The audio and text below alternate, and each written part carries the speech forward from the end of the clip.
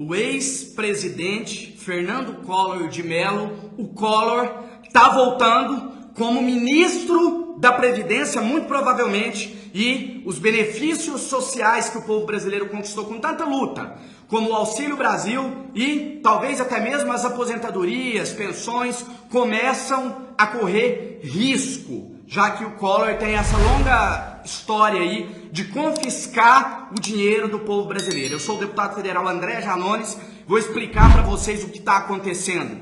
Vou pedir para você que você senta o dedo e compartilhe essa live. Mas compartilha muito, porque é só com a sua ajuda que a gente vai conseguir esparramar nos 4 cantos do país a verdade, que Collor pode estar voltando como ministro e o povo brasileiro pode perder os benefícios, assim como aconteceu durante o governo Collor. E eu vou apresentar provas aqui.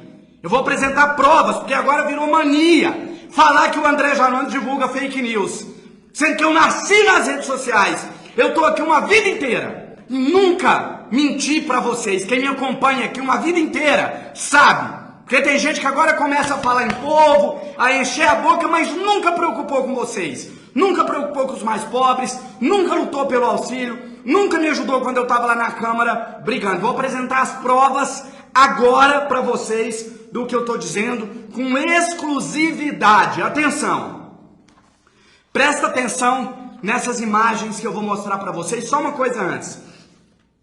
Collor perdeu a eleição no estado dele, em Alagoas, e agora Bolsonaro já deve nomear, se vencer, tomara que não vença, deve nomeá-lo como ministro. Tá aqui as provas que eu vou trazer para vocês, enquanto você senta o dedo e compartilha essa live no Facebook, nos grupos de brechó, de compra e venda, nos grupos da sua cidade, espalha por todas as redes e faz chegar aos 4 cantos. Pode dizer que o André Janones falou e mostrou as provas. Tá aqui com exclusividade. Dá uma olhada nessa imagem. Sabe quem é esse daqui? O ex-ministro da Previdência de Bolsonaro, Rogério Marinho. E aqui, o futuro ministro da Previdência. É isso que a gente quer? É Collor voltando? Tá aqui mais uma prova. Tá aqui mais uma prova do que eu tô dizendo. Não é mentira. Mais uma prova do que eu tô dizendo. E por fim, a prova cabal. Tá aqui. Presta atenção você que acompanhou aquele sofrimento que foi no nosso país quando esse homem foi presidente.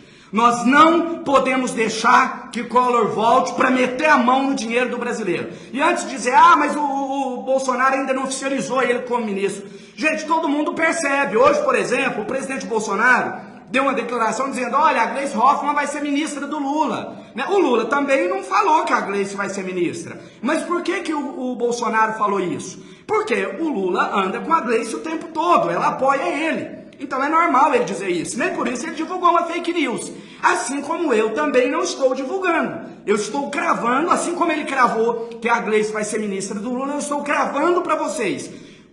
Collor de Mello perdeu lá em Alagoas, agora está atrás de cargo, será ministro de Bolsonaro. E se ele for ministro, vocês marram as calças. Marra as calças, porque vai tirar tudo do povo, igual fez da outra vez. Então, vocês mulheres que me acompanham aqui nas redes, mais de 80%, né, compartilha nos grupos, compartilha para todo lado, e no boca a boca, leve essa informação. Com Collor ministro, a sua previdência, a sua poupança, a sua aposentadoria, a sua pensão e o auxílio correm risco novamente. Eu estou dizendo isso para vocês porque eu estou com medo. Eu estou com medo da gente deixar esse vagabundo, esse canalha, esse crápula desse Collor, né, que foi impeachmentado, voltar para roubar vocês. Enquanto eu estiver aqui, nós não vamos deixar isso acontecer. Mas sozinho eu não dou conta. Senta o dedo, compartilha e espalha. Collor de volta, não! E que Deus nos abençoe nessa luta. Existe uma maneira de fazer política, entre aspas, no nosso país, que o Nicolas não é o primeiro dele, o primeiro deles, perdão, se você observar alguns parlamentares, vou pegar aqui uma que para mim é o caso mais emblemático de todos, que é do estado de São Paulo, a deputada federal Carla Zambelli. No ano passado, até o ano passado, eu sempre revezei com ela ali o primeiro lugar entre os deputados com mais popularidade digital no nosso país. Só que tem um grande diferencial. Se você entrar nas redes da Carla Zambelli, você vai perceber que não existe um trabalho dela.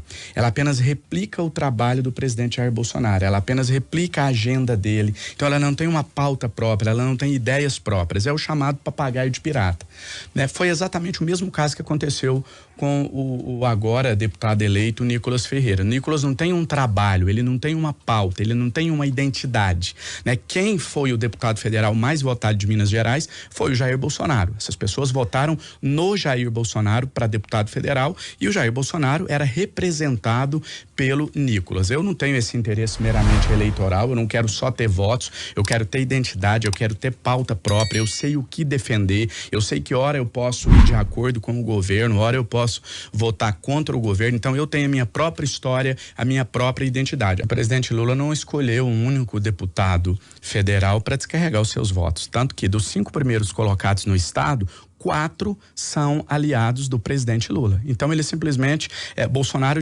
devia um favor para o Centrão e ele pagou esse favor despejando todos os votos no Nicolas para que outros candidatos do chamado Centrão, da política convencional, deputados que trabalham somente com o toma lá da cá das emendas, pudessem se eleger. Tanto é que se você vê a lista dos deputados federais eleitos pelo PL, você vai ver que praticamente 70% deles não são da chamada ala ideológica, né? Então aqueles parlamentares da dita ala ideológica ficaram de fora, ou no PL ou em outros partidos. Então descarregou-se os votos no candidato Nicolas Ferreira a pedido de Bolsonaro, a pedido da esposa de Bolsonaro, a primeira-dama, que também pediu votos para ele, a pedido de Eduardo Bolsonaro, de Flávio Bolsonaro, de Carlos Bolsonaro, enfim, de todo o clã bolsonarista, e assim você elegeu deputados com uma votação relativamente inexpressiva, fisiológicos, representantes do dito Centrão. A gente pode fazer de novo 2 leituras desse cenário. Você pode dizer, olha, o Lula, apesar de ser o mais votado no estado de Minas Gerais no primeiro turno, não conseguiu eleger o seu governador. Ou você pode dizer, Zema, mesmo sendo o governador reeleito no primeiro turno, não conseguiu realizar essa transferência de votos, nem para o seu candidato oficial, Felipe Dávila, que teve aqui uma votação inexpressiva, nem para o seu candidato de fato, que era Jair Bolsonaro. Então, essa questão que eu disse, que os mineiros não se deixam manipular, não se deixam influenciar, isso é reforçado pelo advento das redes sociais. Então, o cidadão próprio entra lá, o eleitor próprio, busca suas informações, decide o seu candidato, sem a necessidade desse intermediário. Achei uma atitude eticamente duvidosa, moralmente duvidosa, né? Desrespeitosa. Eu acho que essa é a expressão que melhor se aplica aqui, desrespeitosa com o eleitor do Zema, o que ele fez, né? Poderia ali ter feito uma migração um pouco mais sutil, uma transição, né? Esperasse alguns dias, uma semana, mas não. O sentimento dentro do eleitorado mineiro, pelo menos pelo que a gente tem visitado o estado, é de traição. O mineiro se sente traído porque votou em Zema acreditando que ele não seria oposição a Lula e hoje vê o cenário contrário. Como que a gente vai contrapor isso? Primeiro, deixando claro para os mineiros que Lula é um estadista, Lula sempre se relacionou de forma republicana e muito boa com Aécio, com Anastasia, com todos enquanto ele esteve presidente da República, fossem governadores aliados ou não.